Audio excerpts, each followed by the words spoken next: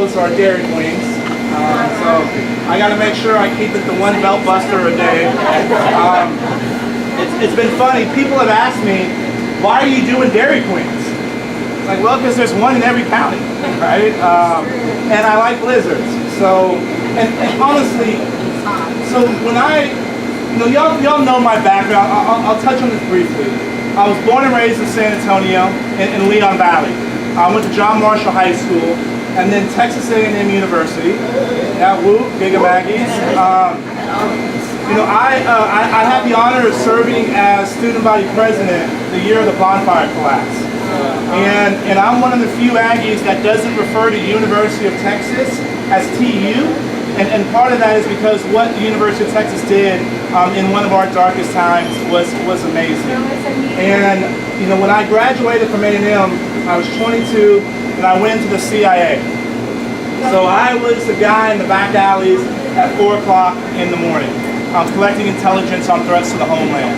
I did 2 years in DC at what I used to call the super secret CIA training facility called the Farm, but now it's on Google Maps.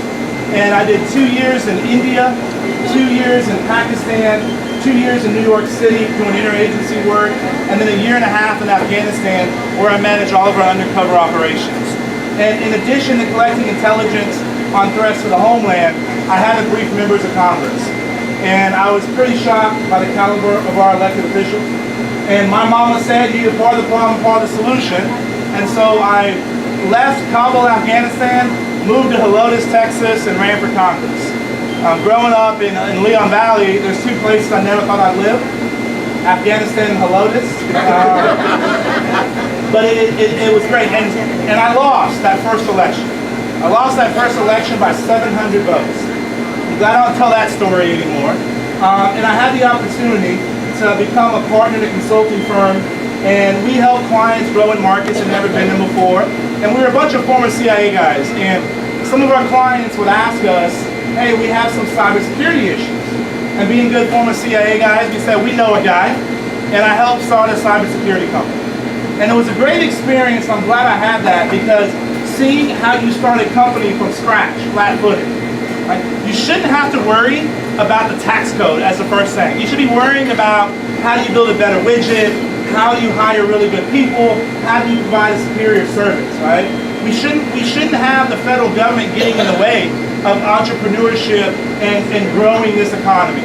The number of small businesses make up the majority, the supermajority of businesses in Texas. And we need to be doing things that strengthen them. And having that experience was helped me be a better congressman. The opportunity came to run in 2014, and we took it and we won. So it's great representing my hometown of San Antonio, but this district goes all the way to El Paso, down to Eagle Pass. 29 counties, 2 time zones. It takes 10.5 hours to drive from one corner to the other at 80 miles an hour, which is the speed limit in about 75% of the district. I learned recently it's not the speed limit in all of Texas. And despite, I know we have the chief here, if you tell a law enforcement officer, I didn't know I couldn't do that, you still get a ticket. Yeah. So it's a great district to represent. I learned early on in a district that's 50-50. 50% Democrat, 50% Republican. You learn very quickly, no matter what you do, there's a good part of the district that's upset with you. But that's okay, I'm tough, I have a thick skin. I'm just worried about my mother when the nasty ads get run against me. She's not going to respond as diplomatically as I would. But the reason I ultimately won, and I think the reason that y'all sent me to Washington, D.C. is because we said we wanted to do 2 things.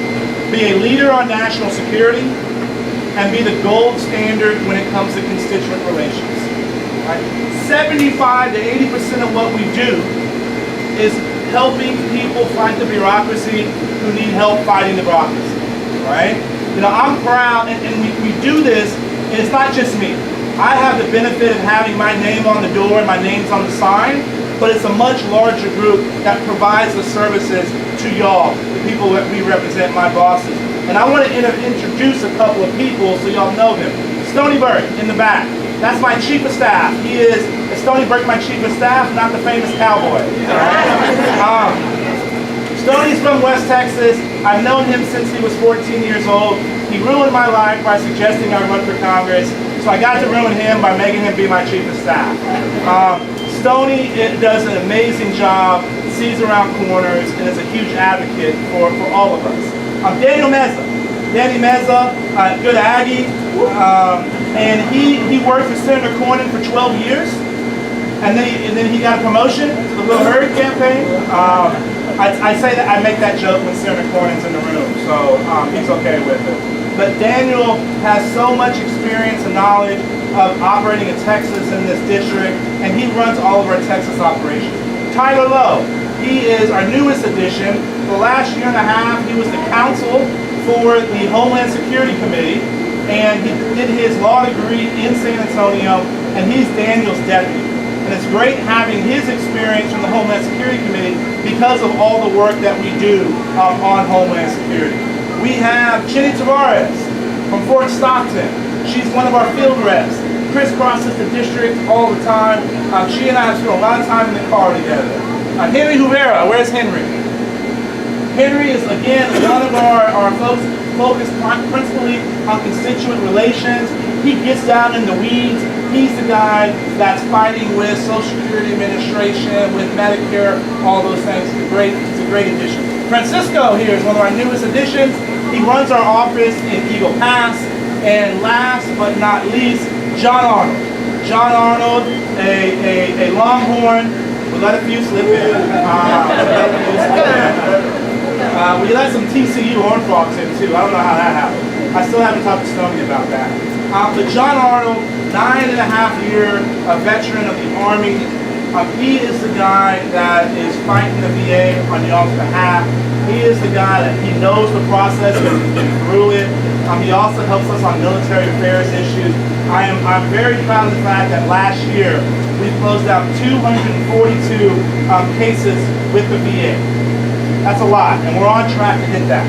Because, you know, despite the fact that Congress actually funded the VA at the highest levels it's ever been funded, we all know there's still some issues.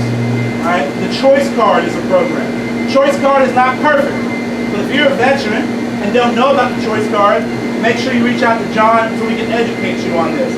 If you have friends or family members that are veterans, they should learn about the Choice Card.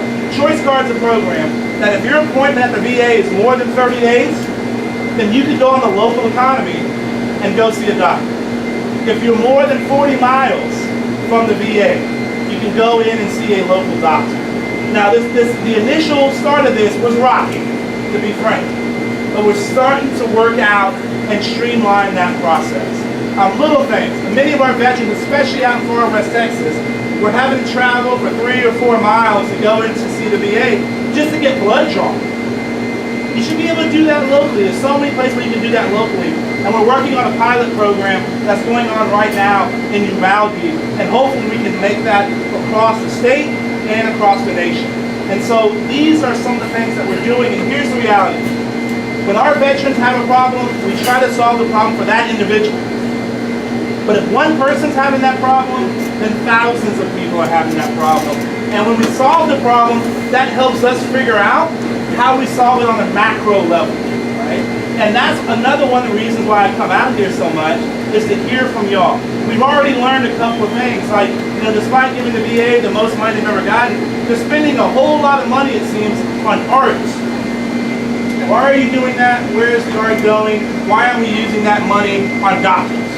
Right? So these are some of the things, when we hear them on the ground, we go back and investigate them up in Washington, D.C. So that's why we have crisscrossed this district dozens of times. I'm hearing from y'all. And it's also a good opportunity to talk to y'all about what's actually going on in Washington, D.C. Washington is indeed a circus, but you can't believe everything you see on television and newspaper. There are some things that are actually getting done, right? Many of y'all have probably never heard of the SGR fix. The SGR fix, we should have probably named it the Increasing Seniors Access to Doctors While Shaving $5 trillion off the national debt over 15 years. Because that's actually what it did. Every Student Succeeds Act. This was a repeal of No Child Left Behind. Republicans and Democrats agreed that No Child Left Behind was a problem. And guess what? We passed it. In this Congress, with this occupant of the White House, we got major legislation done that says it's no longer a one-size-fits-all solution to educating our kids. All right? Now, my fear, we're in a year of implementation. We can't let the states just implement a one-size-fits-all solution for that state. The idea was to have thousands of different laboratories going on, different experiments on educating our kids. And guess what? Y'all know what's best. Parents, teachers, principals, superintendents, boards, y'all know how to educate your kids, right? And what you need here is very different than what you need in El Paso, it's very different than what you need in Los Angeles. And it was this Congress, we passed that legislation. People aren't talking about it. This is huge, because here's the reality. We have to educate our kids for jobs that do not exist right now. The technological change we're going to see in the next 20 years is going to make the last 20 years look insignificant. And we have to be prepared for that. And that's why I believe educating our kids is a national security priority. Right? It starts with simple things, right? We got some kids here. I hope y'all are taking some computing jobs, right? It's some computing classes. Last year in Texas alone, 2015, there were 42,000 computing jobs that went unfilled. The average salary of those jobs, $89,000. That's more than twice the average of Texas. Now here's what's scary. Texas only produced 2,100 computer scientists to try to fill those jobs. And what's even scarier is only 5,000 kids in high school took the AP Computer Science course. That's the course, when you take it, you get college credit, right? Of those 5,000 kids, only 24% were girls. Less than 900 were Latino, and only 120 were African American. That's a problem. So we gotta work and make sure that we have computer science in high school, and that we get coding in the middle school. Because it's like for my generation. If you're under the age of 45 and don't know how to type, you're not getting a job. Our young kids, if they don't know how to code, I don't care if you're going to be an accountant or a doctor, that is going to permeate everything we do. So we have to make sure we're teaching our kids. And guess what? Washington gave the states and the communities the flexibility to do that. And now we have to take advantage of it. So good things are actually happening. How many of y'all are small businesses? All right? Section 179 of the tax code. Big deal. Tax breaks for investing in your company, investing in your employees. Every year this went back and forth. Are we going to do it? Are we not going to do it? What's the amount? We made it permanent. So now you can invest and receive tax benefit for investing in your company. And guess what? That's going to give you all the tools in order to grow our economy. Y'all are the ones that are putting our people in jobs, making sure they have a good paying job. And so being able to do that, tax code is not sexy, right? But this is how we make sure that our economy keeps growing. We came out with a plan that independent group said is going to grow our economy 9%. That's a huge, huge number. Right? That's how we make sure everybody's moving up the economic ladder. Right? And these are the kinds of things that are going on. Right? And it's exciting to be a part of this. It's exciting, shining a light on the problems that we have, especially when it comes to national security. That's my background. That's my passion. When we have a senior person in the federal government having a server that's not protected in her basement, that has classified information on it. Guess what? If I would have done that when I was in the CIA, y'all would be coming to visit me in Huntsville, right? We cannot allow an environment in our national security infrastructure to be created where we don't protect our secrets. I get upset because my friends that are still in the CIA are putting themselves in harm's way to collect those secrets. We have our men and women that are fighting every single day and every single night to keep us safe overseas, fighting to protect those secrets. And we can't have senior officials back here in Washington, D.C. that completely disregards them. So that's why Congress has to hold people accountable. We have a long way to go in doing that, but we can if we have the right people in office. Now I'm going to stop there. I've talked too long. I would love to hear some questions. I speak in the high schools as much as I can, and I tell the kids, I say, I know what I know what I don't know, but what I don't know is the largest of those three categories. So I'm taking pearls of wisdom. Yes, ma'am. I don't have a question, but I do have a comment, and I just want you to know on behalf of my family, we appreciate the Washington Oversight Committee meeting, and the way you spoke was awesome. If you do nothing else,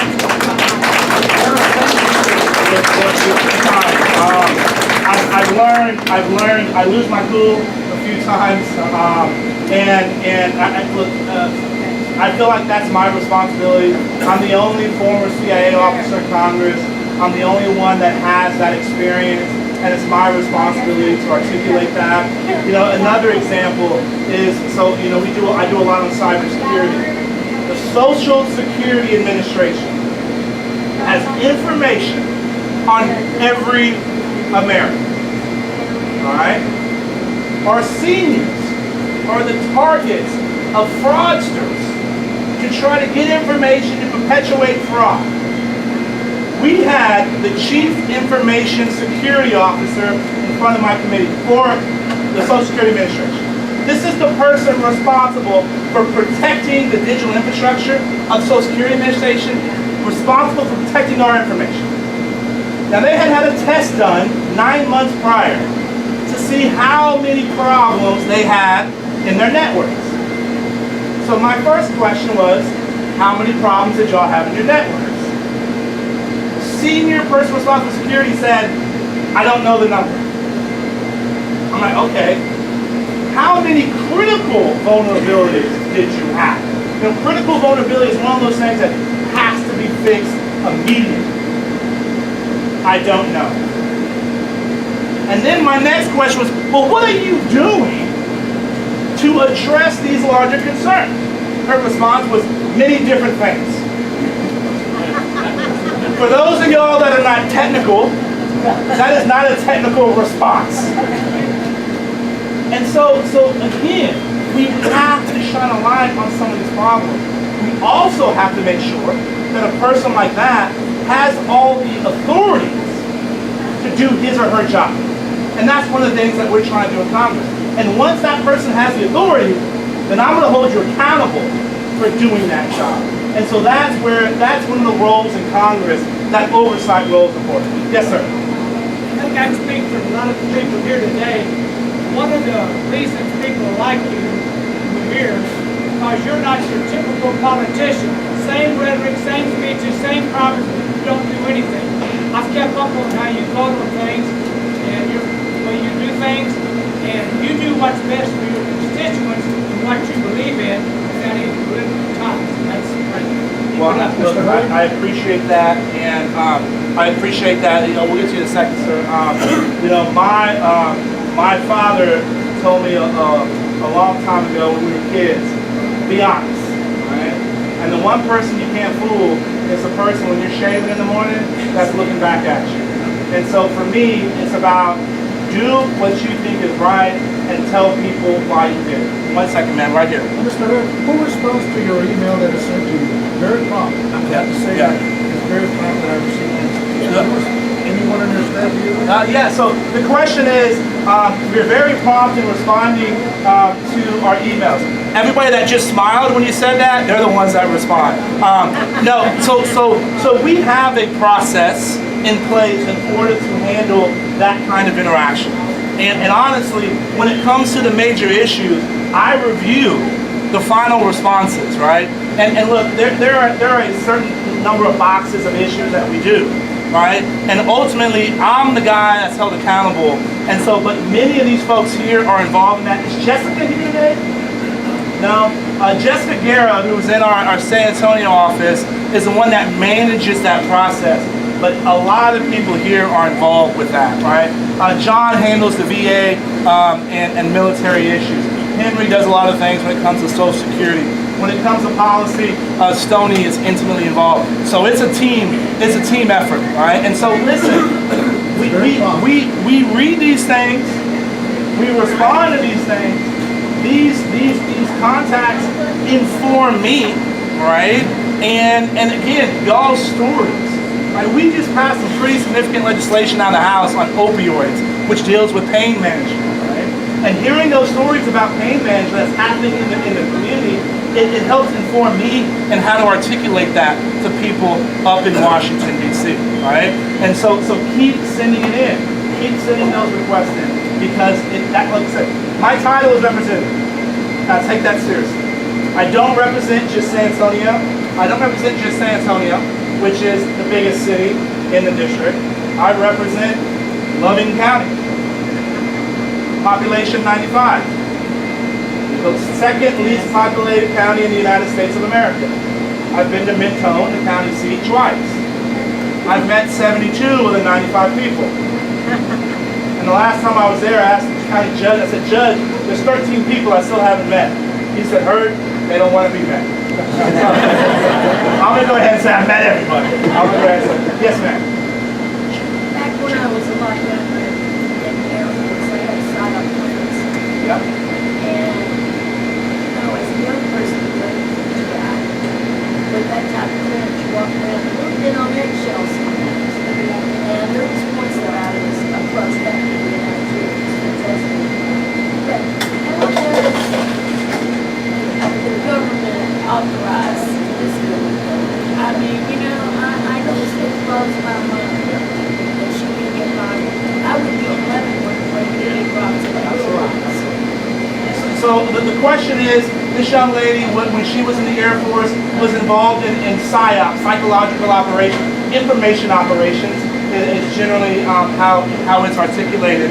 And one of the, and her question is, you know, she walked around with a lot of secrets, was oftentimes, you know, asked by the IG, kind of testing her, whether she was going to say things she shouldn't say, right?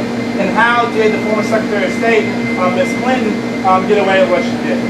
So I'm not a lawyer, but I've learned a lot about intent.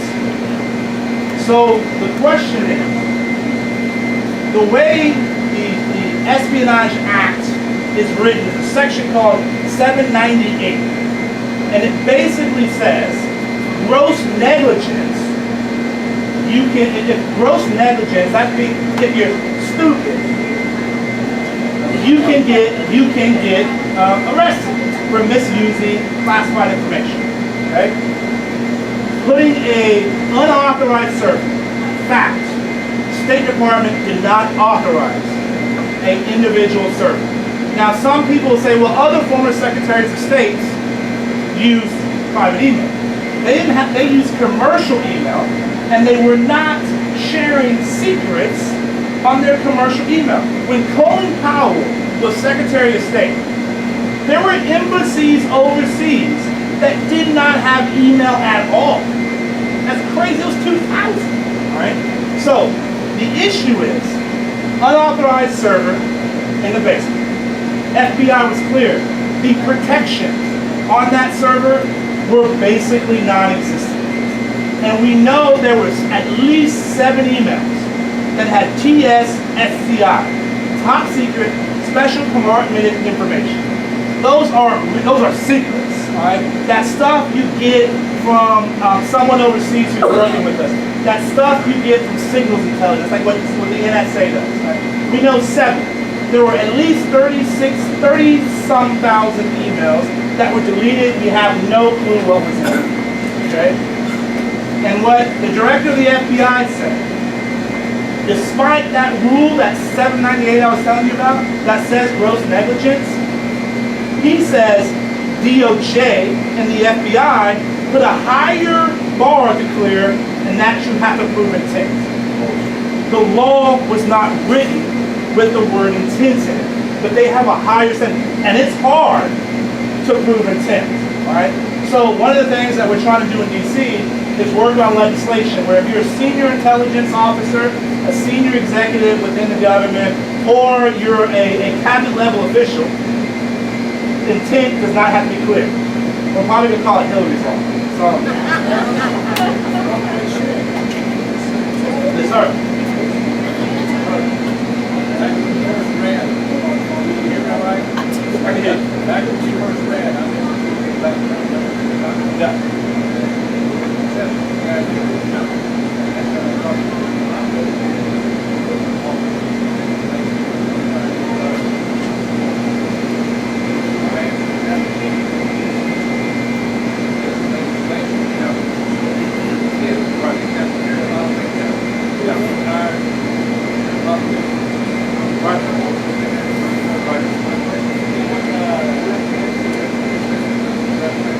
There's already legislation to that effect to put in term limits, right? And seeing that move is going to be incredibly difficult. And here's the reality. There are people up there that have been there too long. I think to do this job well, you have a shelf life, right? To crisscross this district in order to make sure you're in tune with the district is valuable. And here's the final thing on this. Guess what? Every 2 years, you have the opportunity to term limit people out. And if more districts were like this one, that were a tight race, we would see some change. I don't know, but we can get you that. I don't know the co-sponsor, but I can get you that information. Yeah. Yes, sir. Yes, sir. On the issue of interoperable radios, responding, border patrol, law enforcement. Radios are changing, life, cell phones are changing. Is the language there, ultimately, you're ready for that voice of smart radios that have locations,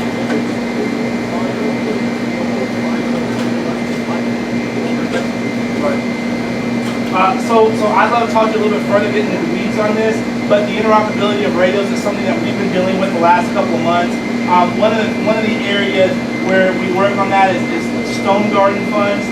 Stone Garden are Department of Homeland Security funds to local and state law enforcement that have to provide a supporting role to border security. Because here's the reality: when there's a border issue, the first person that gets called is not Border Patrol, it's the sheriff, right? And so we got to make sure the sheriff has the tools because they play an integral role on that. So we've been involved on that issue. We've been involved with the, I'm drawing a blank on the organization. It's a multi-county organization that is working on this and does the grant writing for that. But when it comes to the specific brand and flavor of the radio, I'd love to hear more about that. Tyler, with the beard over there, no glasses, those details, we'd love to follow up and give you more on that. Last question, and then we're going to stay for a little while longer if people have private questions. Yes, Yes, I work for the only hospital provider in the county, and we're a critical access hospital. And with all the recent healthcare reform, just want to say how important it is that we continue to view in the right lens our critical access for our hospitals because we're such a safety net for so many people, and just want to make sure that that stays. No, and look, this is where I need y'all's help in educating me on these issues. And look, the last 19 months, I've learned a lot about what y'all do because this is a unique challenge in the 23rd district, and it's one of my responsibilities to articulate that challenge to my fellow colleagues who come from highly urban areas because there are unique challenges that you have. One of the things that bill I was talking about earlier, the SGR fix, part of that was getting funds to some of the FHQs, right, the federally qualified healthcare providers. They were going to take a 75% hit in their operation. That's crazy. Only folks in Washington, D.C. do you think an organization can survive when they take that big of a hit, right? So that's why the two-way communication is important in order to do this. So thank you for that. Another group I want to thank, Chief. Thank y'all to the Devine Police. for being here, for what y'all do. Y'all have a very important role in the community. Yes, sir. One more. Can I take this opportunity here to discuss a couple of little things here? I spent 26 years in the Marine Corps, and the highlight of my career was 6 months in North Vietnam as a linguist interpreter getting good to more others. I also speak Russian and French. Now, you can do anything in the military that you want to do. It's all the effort that you put into it. I never thought I would wind up in North Vietnam for the better part of 6 months trying to get our prisoners out of there. And we did. We're doing pretty good. Whatever we do to the best of our ability until the last one was out. So, my message to you is the military is here for you also, for your kids, grandkids. My 2 kids were in the Marine Corps, my daughter's in Coast Guard. So, my whole family's in the military. I'm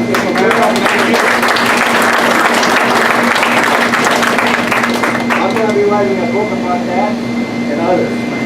I have a master's in Spanish and a master's in English, so I can handle both of them, besides the other languages. Well, thank you for your service and your family's service.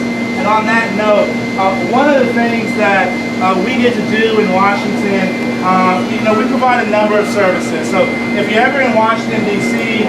and want a tour of the Capitol or other places, we can help arrange that. If you want to go through the White House, we can help arrange that. One of the things that we also do is we fly flags on behalf of folks, when we're contacted.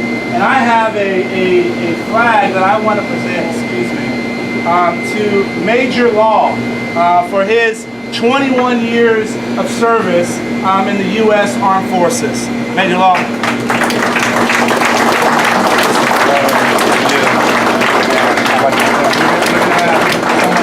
Here we go. This one right there.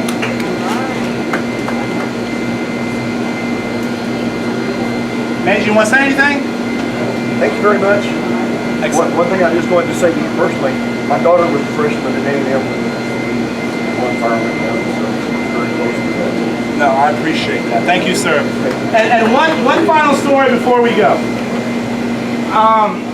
Early in my time in Congress, I was supposed to give a tour of the Capitol. And I had never given a tour of the Capitol, and I thought this was going to be a pretty crummy tour if I didn't know where to show people. So I called the Capitol Visitor Center, and I said, hey, can you send someone to give me an hour tour? So they sent a young lady who was 67 years old. She had been serving at the Capitol Visitor Center for 17 years, and she gives me a tour. Ends up being 3.5 hours. And at the end, she has me standing tall, my chest is out, and I was proud. Because she had told me I was one of 20,000 people that had ever served in Congress. That's freshman class at Texas A&M University of Texas. I was connected to people like Sam Houston and Abraham Lincoln. And I was part of an organization that for 240 years had been exporting democracy all across the country. Now we have a long way to go to repair the trust with the American people, but do know this, there's a handful of us that are fighting on your behalf to make sure we keep this the greatest country on the planet.